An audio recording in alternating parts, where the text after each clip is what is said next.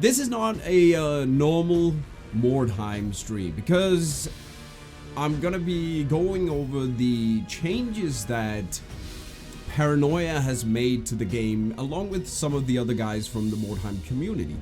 It's not a short list. It's actually a very long list. And Paranoia has done a great job. I've been playing it off camera a couple of hours and it is working perfectly as I can see. He just patched it, so maybe it will have some bugs, but I haven't seen any. I have made a list. I have like 4 slides that I want to go over of changes to the game because it's, as I said, it's a huge amount of changes that Paranoia has introduced. I'm gonna skim over 4 slides, skim over the changes, but what I see as the biggest changes that this mod brings. And we're gonna see more changes coming in 1.20, I think. That is when we're gonna see hopefully some new extra reserve slots and stuff like that. Now, one of the big things that this mod changes is that all the big guys can now move through doors and archways, and they're even working on them going upstairs and stuff like that. And we have a better selection of weapons and skills for the AI. For instance, you won't see too many characters with fellowship expands. Praise the sub. Thank you. Artbug gifted a sub. Thank you. Oh, you guys. But better selection of weapons. Like, you won't see too many ranged characters in the AI, where before we saw maybe 2/3 sometimes of the warband with two pistols or a crossbow or something like that, and that kept them away from the fight. And you also see better skill selections for the characters. The AI can field 2 heroes or 1 impressive instead of always directly mirroring your warband. So if you have an impressive, you might go up against 2 extra heroes instead, which is pretty cool. This is actually a rollback of how the game functioned before people started to cry. We'll also no chance for egress. Will this be a massacre? That's why I wanted to do this off stream, because I know it's a bit more confusing when I do the stream thing, but it's hard for me to get these recordings done, so I hope you guys on YouTube as well can live with it. The story missions now scale, and reinforcements do not grant any experience points, which is really great because that's the reason why I kept it out of the die formula, because you could just you could basically farm these missions for experience points, and that was against the entire die formula. But now it might be changed in future updates of the die rules. Missions, wandering monsters also appear on any rank, and they can appear on hard, brutal, or deadly as well. So that is also a rollback to olden days where these demons could show up no matter what. And they also receive the difficulty buff of the mission, where they didn't get that before, because I don't know if they felt it was too rough, but now they get the buff from hard, brutal, or dead. So yeah, this is the changes to the AI that I saw as a huge thing. Oh, maybe I should say that the story mission scaling means that before you had the story missions, they started at maybe at brutal or deadly, and then they went down in difficulty as you raised up in strength. But now they scale to the difficulty that you're on, so it should always be, it becomes harder and harder the longer you wait, instead of getting easier the longer you wait, if that makes sense. one big thing that has been changed is that poison immunity has been removed from Chaos Spawn and Undead characters. Also from the, in the new patch, from the Chaos Ogre, I think. Basically every poison immunity is gone from the game. No one is no longer immune to poison, which makes it very, very true to the lore, but because no one back in Warhammer days, none of the undead characters in the armies were actually immune to poison. You can also deploy from the overhead map, which is not something I use in the Dying Mordheim, but you can do that now. I could show that if you guys want. Also, the next thing we have is that map cheats have been removed. If you remember, in some of the PvP leagues we've had, you could actually mouse over on the overhead map and see the names of who were where. So you could actually see where someone had moved even though they were not on the map. Pretty annoying, but it worked. And that has been removed. You also have one-armed and one-legged units that can climb. It was so dumb that they couldn't. It's at a reduced chance, but now they can actually grab on and climb up. Maybe it doesn't make sense in the end, but I've seen one-armed humans in real life climbing mountains, so maybe it's okay. Also, Vampire and Thralls are now arcane casters. They can cast a limited amount of spells, and I think Thralls don't get any spell points, but they can get the study passive, isn't it? What it's Divine Study. This will grant them 2 spell points or 4 at mastery. Yeah. So that means that you can still get more spells on the Thralls, but you need to invest in it. And the Vampire, well, he can cast spells and he gets a moderate progression of spell points. Skill points for spells. What are they actually called? Spell points. Yeah, okay. I never actually checked that. Curse and Wrath chance has been reduced like insane amounts.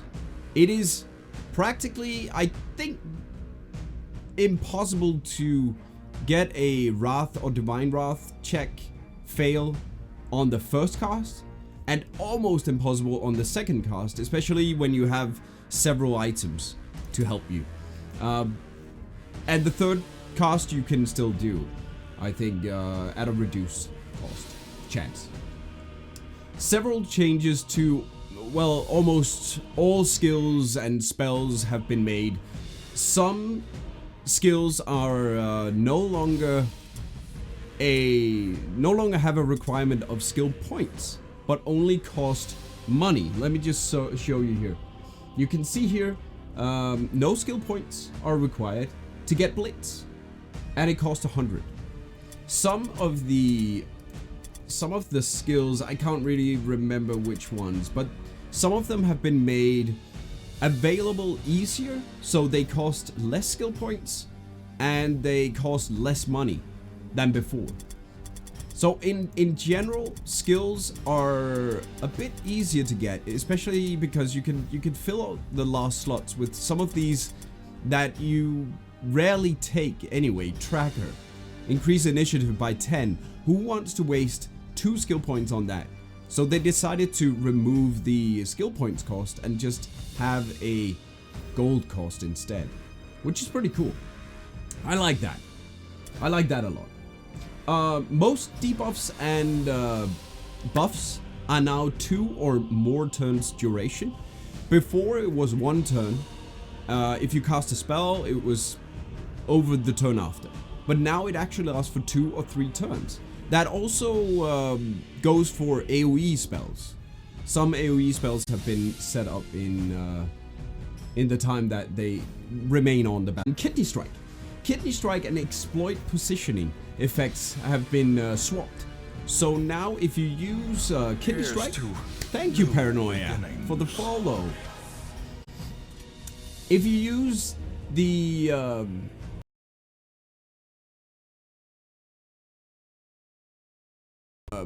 ranged resist, and if you use exploit positioning, you reduce their melee resist. So it's the other way around, and that is a huge thing. All healing spells are now one use only, but they have been buffed.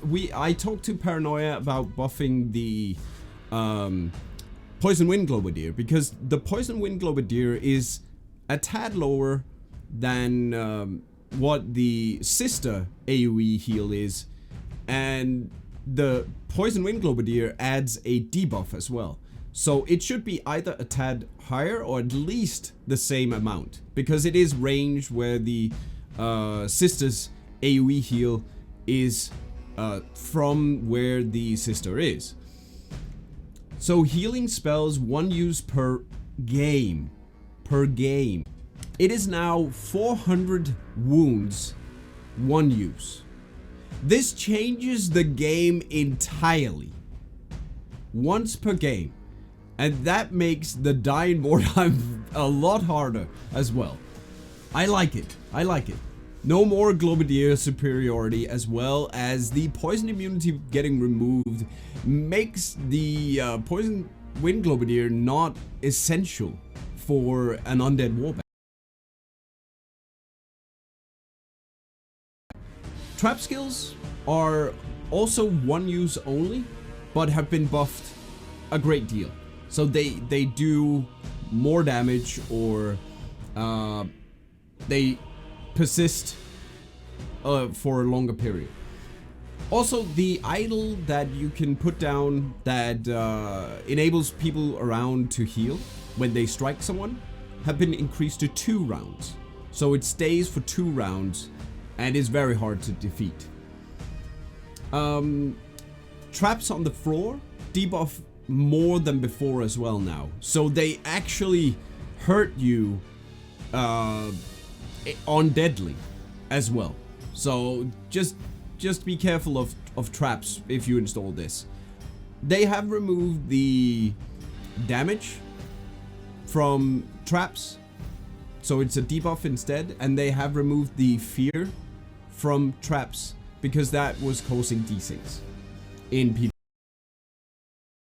Also, open wounds now debuff instead of to hit, they debuff dodge, parry, and melee resistance. There's no instant damage on staying area effects.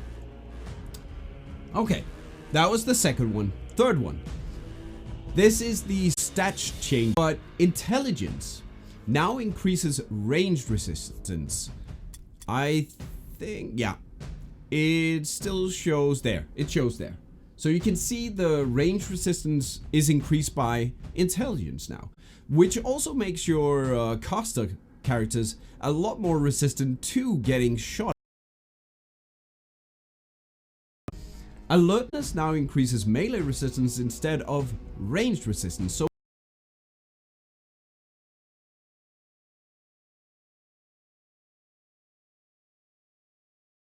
and weapon skill no longer increases melee resistance, but increases parry by 1% extra. I think before it was 2. Oh, sorry. Weapon skill there. Parry chance 5%. Parry chance, thank you.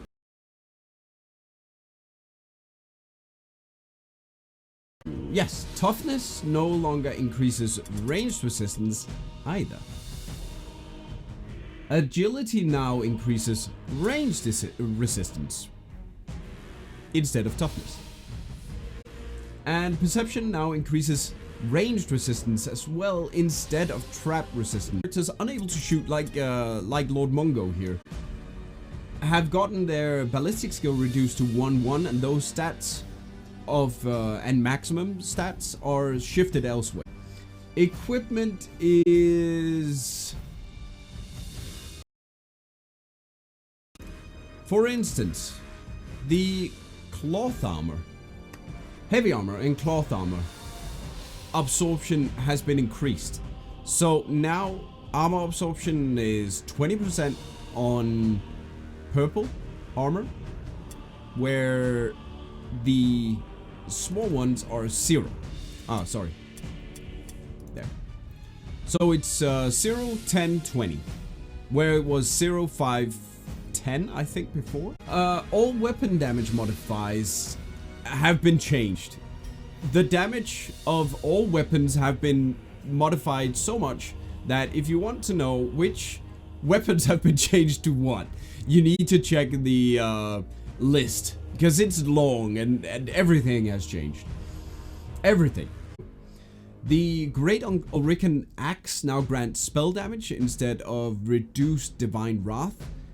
All the items that had reduced Divine Wrath reduce Arcane Wrath, is it called that? Yeah. Have been changed because they overall reduce the chance of getting a Arcane or Divine Wrath. And the Sigmarite Warhammer now reduces magic resistance when hitting someone. Sigmarite Great Hammer now grants a chance to recover OP when casting spells. And the staff increase spell range. Good quality enchants are also cheaper. Move this. Look at that. Look at that. This is 6 gold.